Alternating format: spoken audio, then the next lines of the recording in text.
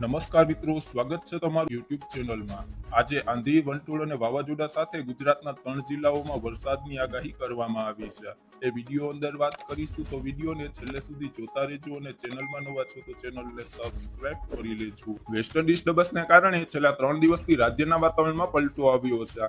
હવામાન વિભાગની આગાહી મુજબ આજે પણ રાજ્યમાં વરસાદનું અનુમાન છે. ખાસ કરીને રાજ્યના 3 જિલ્લામાં આજે કમોસમી વરસાદની હવામાન વિભાગ દ્વારા આગાહી કરવામાં આવી છે. અમદાવાદ, આણંદ અને ખેડામાં હળવો વરસાદ વરસી શકે છે. ઉલ્લેખનીય છે કે ગુજરાતમાં આગામી 4 દિવસ સુધી વરસાદની આગાહી કરવામાં આવી છે.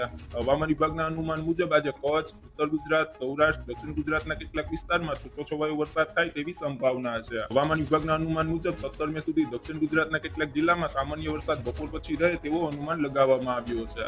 હવામાન વિભાગે જણાવ્યું કે દક્ષિણ પશ્ચિમ ચોમાસું 31 મેની આસપાસ કેરળે ત્રાટકે તેવી અપેક્ષા છે. દક્ષિણ પશ્ચિમ ચોમાસું સામાન્ય રીતે 1 જૂને કેરળમાં પ્રવેશે છે. આ પછી તે